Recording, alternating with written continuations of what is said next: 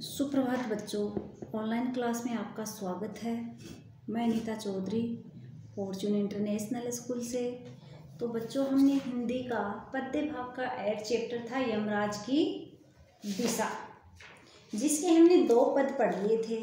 आगे के जो पद हैं वो हम आज पढ़ेंगे, जिसका 3rd पद है। देखो, माँ की समझाइश के बाद दक्षिण दिशा में पैर करके मैं कभी नहीं सोया, और इससे इतना फायदा जरूर हुआ, दक्षिण दिशा पहचानने में मुझे कभी मुश्किल का सामना नहीं करना पड़ा।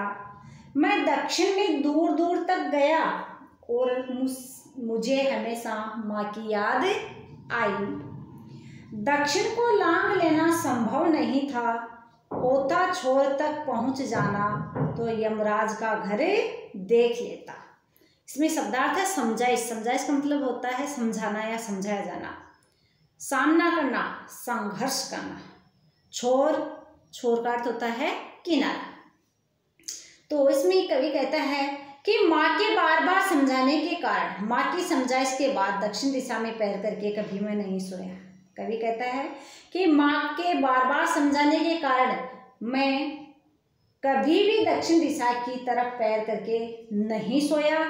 इस बात का सबसे बड़ा मेरे को फायदा हुआ कि मैं दक्षिण दिशा का मेरे को ज्ञान हो गया, और दक्षिण दिशा पहचानने में मेरे को कभी भी परेशानी का सामना नहीं करना पड़ा।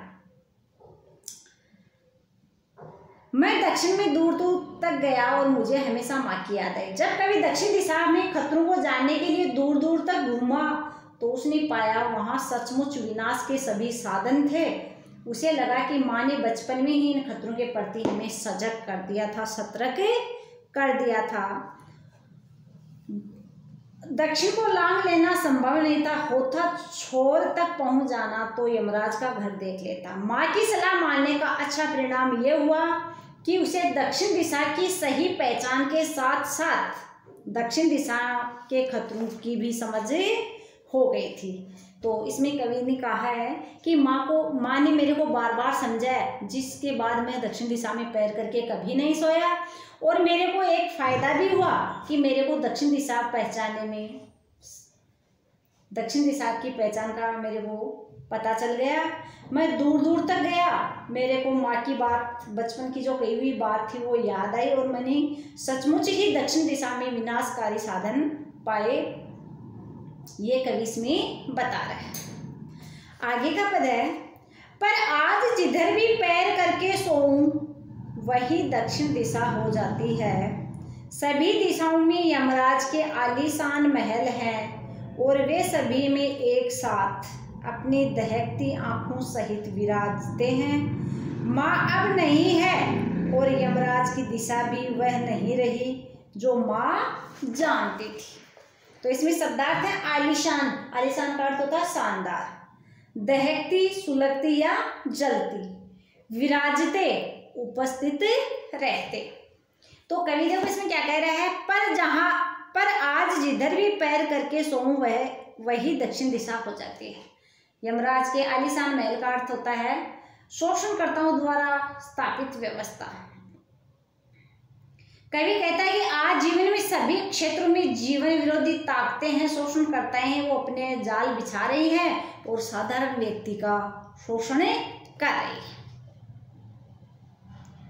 माँ के समय केवल एक ही दिशा थी, दक्षिण दिशा। कवि कह रहा है कि माँ ने मेरे को केवल एक दिशा के बारे में बताया था। कौन सी दिशा के बारे में? दक्षिण दिशा के बारे में। शेष दिशाएं भी जहाँ कोई खतरा नहीं है, अब समय बदल चुका है, तो अब सारी दिशाएं क्या हो गई है मेरे लिए? दक्षिण दिशाएं हो चुकी हैं, यानी चारों तरफ खतरा ही खतरा है। अर्थात आज शोषण और विनाश की शक्तियां सब और फैल चुकी हैं। साधारण व्यक्ति का शोषण करने वाली शक्तियां हैं वो चारों दिशाओं में फैल चुकी हैं। इसलिए कवि को यहाँ पे सभी दिशाएं दक्षिण दिशा के समान लग रही हैं। सब जगह दक्षिण दिशा होने का तात्पर्य है कि जीवन के सभी क्षेत्रों में जीवन विरोधी ताकतों और शोषण व्यवस्था का फैलाव हो चुका है। यानी एक साधारण व्यक्ति का चारों दिशाओं में शोषण हो रहा है, और शोषण की व्यवस्था का फैलाव है वो चारों तरफ हो गया है, जिससे विनाश की शक्तियां हैं वो सब और फैल चुकी हैं। तो इसमें कवि ये कह रहा है कि पहले माँ ने मेरे को दक्षिण दिशा के बारे में ज्ञान करवाया था, लेकिन आज के टाइम में सारी चारों जो दिशाएं हैं वो दक्षिण दिशा के समान हो गई हैं। चारों दिशाओं में क्या है, साधारण व्यक्ति का शोषण हो रहा है और विनाशकारी शक्तियां चारों तरफ फैल गई हैं। तो ये हमारे जो 2 पद थे, ये पद आपको भी बेटा पढ़ने हैं एक बार, और इसके जो प्रश्नोत्तर हैं वो आपकी बुक में दिए गए हैं। तो ये प्रश्नोत्तर पढ़ने भी हैं और साथ साथ में आपको इनको याद भी करना है और फिर नोटबुक में भी करना है। धन्यवाद।